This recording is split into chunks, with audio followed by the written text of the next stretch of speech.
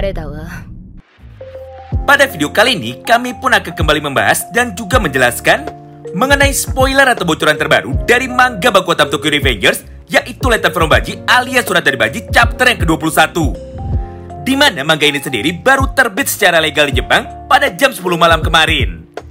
Namun seperti biasanya ya, karena saat ini masih belum ada terjemahan versi bahasa Inggrisnya, maka untuk sementara kami pun hanya akan menyampaikan beberapa poin cerita pentingnya saja sebelum review versi lengkapnya terbit. Oleh karena itu, bagi kalian yang penasaran dan ingin tahu mengenai poin-poin cerita apa saja yang nantinya akan muncul pada manga Baku Hantam ini, maka kalian bisa simak terus ya video ini sampai habis. Kita mulai dari poin bocoran yang pertama. Manga Letter from Baji chapter yang ke-21 berjudul All of Me. Atau jika kita terjemahkan ke dalam bahasa Indonesia, maka artinya adalah semua tentang diriku atau semua yang ada di dalam diriku. Judul tersebut sebenarnya merupakan sebuah kata kiasan untuk menggambarkan mengenai semua keadaan yang saat ini sedang dirasakan oleh Ryusei Sato. Mengingat semua isi cerita dari chapter terbaru tersebut akan berfokus kepada dirinya lagi. Singkat cerita, tepat setelah pertarungan penentuan antara geng Toman divisi pertama melawan geng Yotsuda Kaidan sudah selesai, dan duel 1 lawan 1 antara isi Kojiro melawan Ryusei Sato juga sudah berakhir, maka di momen yang sama tersebut, Ryusei pun langsung berjalan menuju ke arah Baji sambil berkata seperti ini kepadanya. Maafkan aku Baji, karena gara-gara semua keputusanku sebelumnya, kalian pun sekarang ikut terbawa ke dalam masalahku. Beruntung ada Chifuyu yang terus mau berjuang untuk bisa membawaku kembali. Karena sejujurnya tanpa adanya Chifuyu Matsuno, maka aku pun mungkin akan ikut kehilangan semua teman-teman yang berharga bagiku untuk selamanya. Tidak hanya itu, bahkan pada panel berikutnya, Ryusei pun nampak langsung bersujud atau bersimpu di hadapan semua anggota Toman lainnya sebagai bentuk keseriusannya.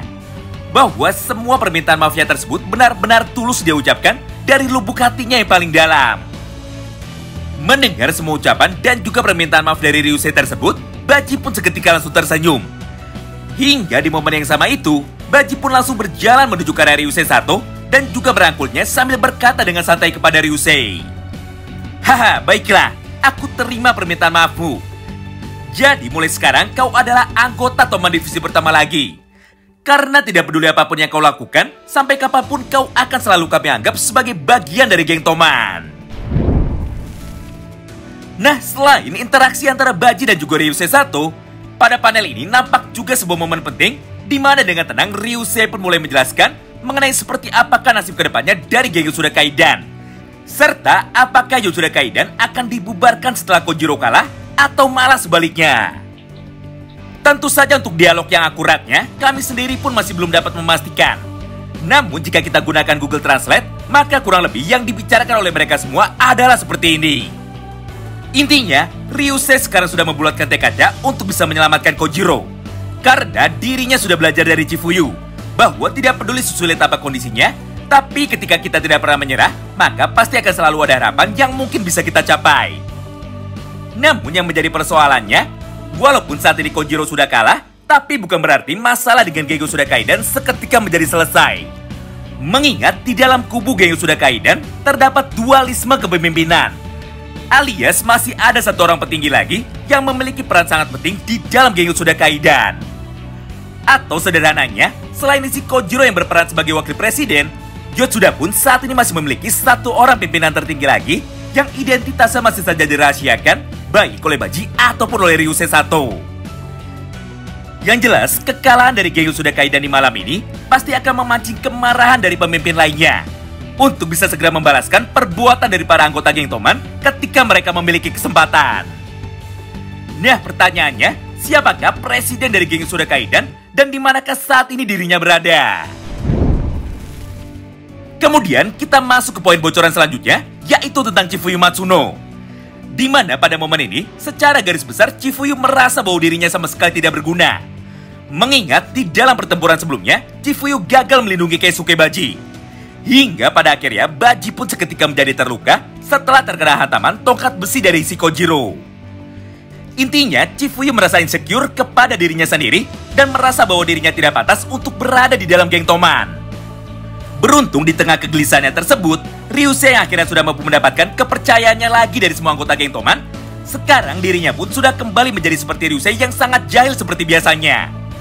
Di mana pada panel berikutnya, Ryusei pun kembali menipu dan juga mengerjai Chifuyu Matsuno dengan cara mendandani Chifuyu menggunakan penampilan yang seperti ini. Yaitu dengan wajah yang di make up seperti anak band dan rambut yang dibuat berdiri seperti anak punk. Wow, menarik banget ya. Oh iya, sebelum kami akhiri video ini, kami pun masih memiliki beberapa informasi tambahan lagi yang sayang sekali untuk kita lewatkan. Di mana pada 3-4 halaman sebelum manga ini berakhir, dan setelah beberapa hari berlalu dari kejadian pertarungan antara geng Toman melawan geng Yasuda Kaidan, maka kita pun akhirnya juga diperlihatkan mengenai bagaimana kondisi terbaru yang saat ini sedang terjadi di dalam kubu geng Yasuda Kaidan melalui sebuah informasi detail yang disampaikan oleh para anak buah Chifuyu.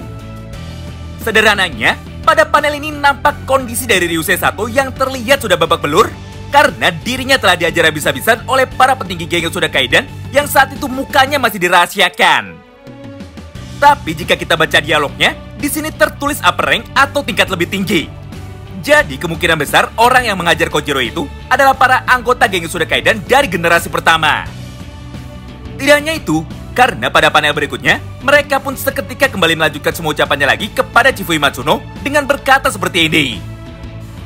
Chifuyu, saat ini terjadi keributan yang sangat besar di wilayah kekuasaan dari geng Yasuda Kaidan.